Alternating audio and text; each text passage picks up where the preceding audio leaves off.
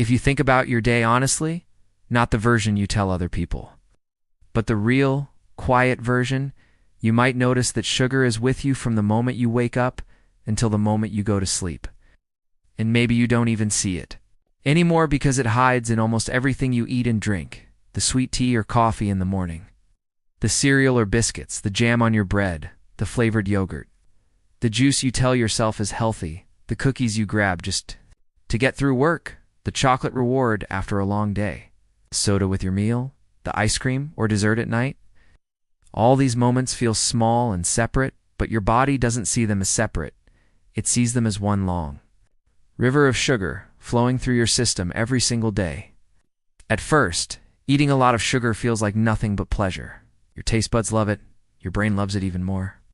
Because sugar is one of the quickest ways to trigger that short, sharp, feel-good signal in your mind. When you take a bite of a chocolate bar or sip a cold soda, you feel an instant boost. A tiny explosion of happiness and comfort that makes everything else fade for a moment. That's why so many people reach for sugar when they're stressed, bored, sad, or tired. The problem is not one chocolate bar or one dessert.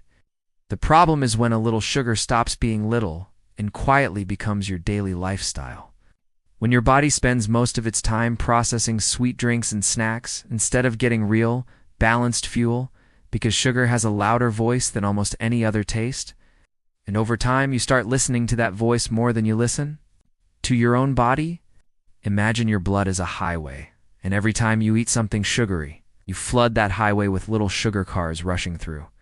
Your body can handle that in small bursts. It has systems designed to move sugar out of your blood and into your cells where it can be used for energy. But when you keep sending wave after wave of sugar, hour after hour, day after day, your body has to work harder and harder to keep things balanced. In the short term, you feel this as energy spikes and crashes.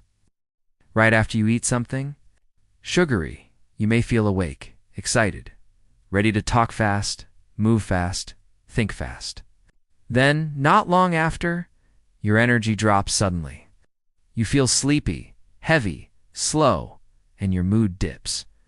You call it a sugar crash, maybe joke about it, and what do you often do to fix it? Grab more sugar. You drink another soda, eat another. Sweet, telling yourself you just need a quick boost, and the cycle keeps spinning like a wheel that never stops. While you are riding this roller coaster, your body is quietly trying to protect you.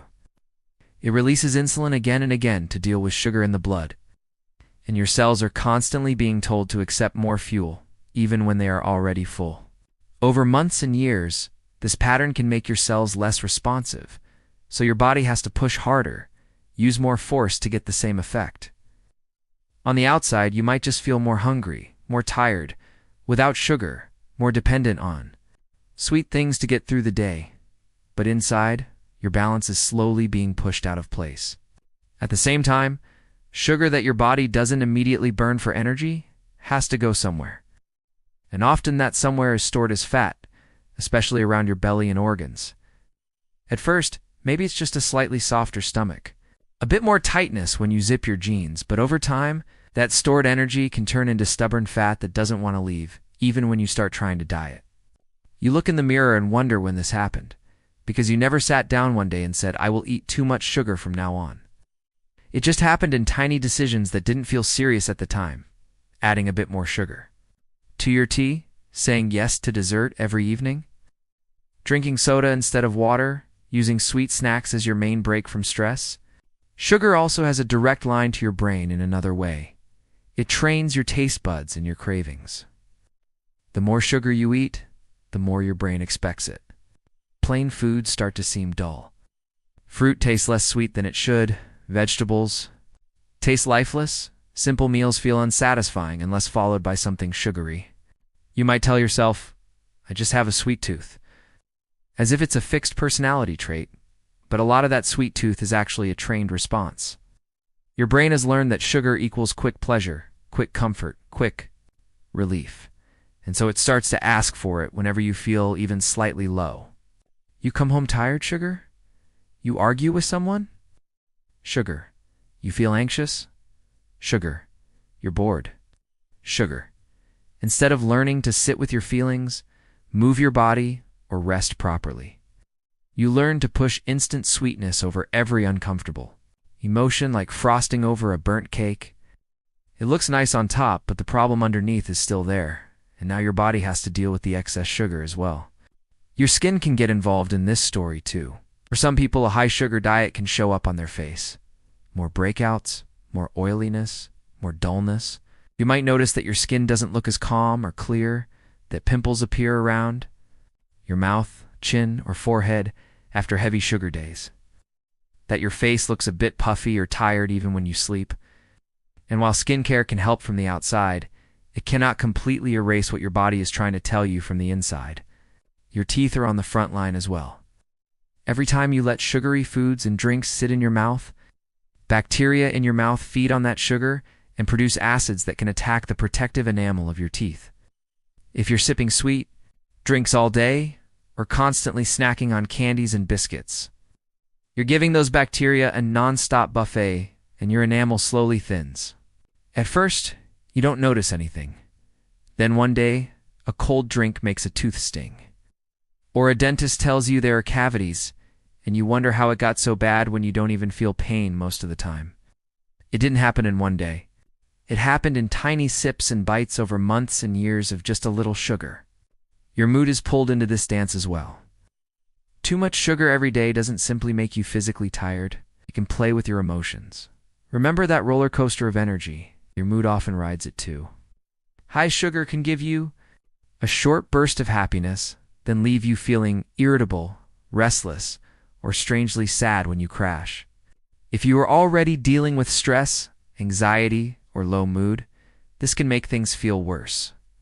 You might find yourself snapping at people over small things, feeling unmotivated, or needing sugar just to feel normal, not even to feel good. Your ability to concentrate can suffer because your brain is trying to function with fuel that comes in wild ups and downs instead of steady, balanced energy. You sit down to work or study, but your mind wanders. Your eyelids feel heavy, and suddenly you are thinking about your next snack instead of the task in front of you. You start to believe you are lazy or undisciplined, when in reality your body is just exhausted from being jerked around by constant sugar hits. On top of this, your relationship with food can become more emotional and less logical. You might start to feel guilty every time you eat something sweet, then eat more because you feel bad, then feel worse afterwards. Celebrations can turn into sugar marathons, and ordinary days become filled with secret deals you make with yourself. I'll eat well tomorrow. I'll start my diet on Monday. This is the last time. Even though you've said those sentences so many times that they have lost their power. Deep down, you might feel out of control, like sugar's the one driving and you are just a passenger in your own body. And yet for all this, sugar itself is not evil.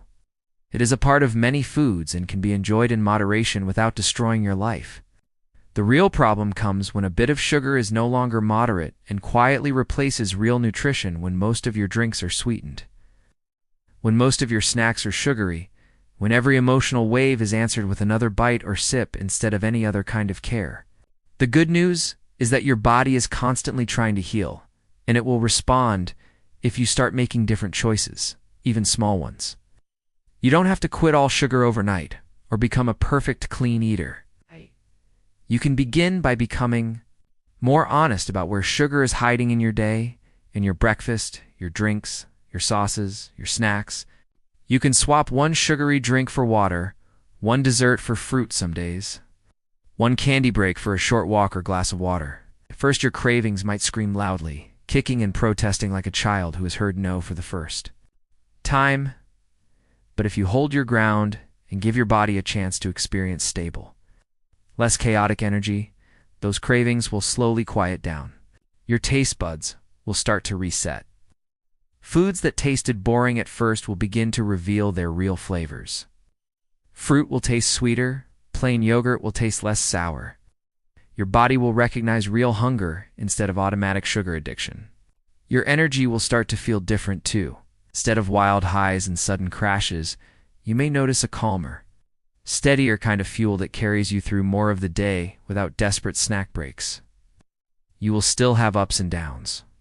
You will still have days when you eat more sugar than you planned, but those days will no longer be your entire life. And as your body adjusts, the mirror and your mind will adjust too. That heavy feeling after big sugary meals will turn into a lighter feeling after more balanced ones. Your face may look less puffy, your skin a little calmer, your eyes a bit clearer. Your teeth will hurt less. Your dentist might have fewer problems to fix. Your clothes may fit differently. More importantly, your sense of control will begin to return. You will remember what it feels like to make a choice, not just follow a craving. You will prove to yourself that you are not weak for loving sugar. You are strong for learning how to enjoy it without letting it own you.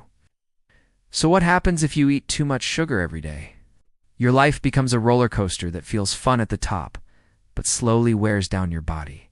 Your mood, your teeth, your skin, your energy, and your confidence in small, quiet ways that are easy to ignore until they are not. But what happens if you start, even gently, to step off that ride? To choose water some days? To choose real food more often? To sit with your feelings instead of drowning them in sweetness? Is that you discover something sugar could never give you: a steady, natural energy, a clearer mind, and a body that feels like it is finally on your side instead of constantly fighting to keep up with your next sugary fix.